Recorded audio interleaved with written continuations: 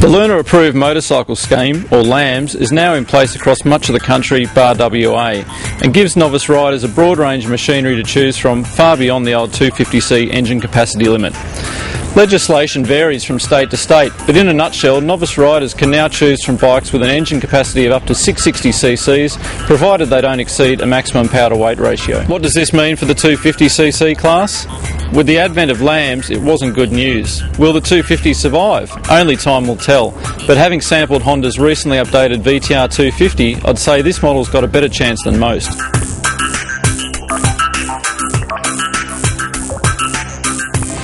For 2009, Honda has revised the VTR250 and it now comes with electronic fuel injection, some cosmetic updates and new instrumentation. The adaptation of the EFI has seen the airbox move further under the tank, while the pillion seat has been moved further up the subframe. The net effect of all this jiggling means that we've now got a handy space under the seat for storage. It's big enough to, say, store a pair of wet weather trousers and maybe a disc lock.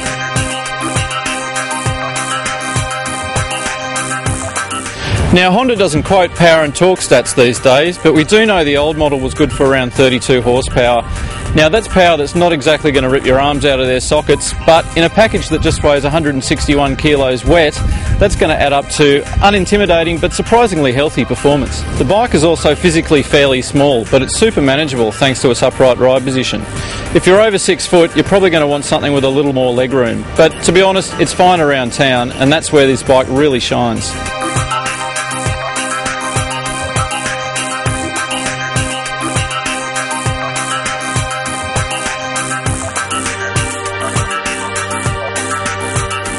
The 5-speed gearbox works a treat, the brakes do too. The suspension package is basic, with preload adjustability at the rear, and that's it. It does an adequate job, but it's maybe a little harsh over the bigger bumps. On a winding road, the VTR is actually quite a lot of fun. It's light, nimble and agile, and combined with good ground clearance, you can flick it through the bends with ease.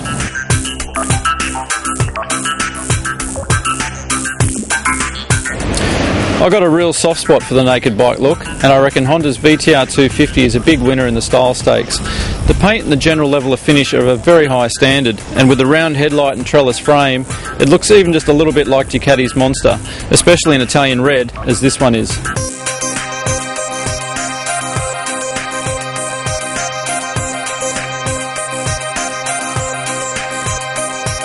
The LAMS licensing framework is all about giving riders of a broad range of shapes and sizes something comfortable and secure on which they can build their skills. If you're of average height and weight or below and the VTR style appeals, check it out. It's still an excellent commuter or learner machine, and at $8,490 plus on roads, I reckon it's pretty good value for money too.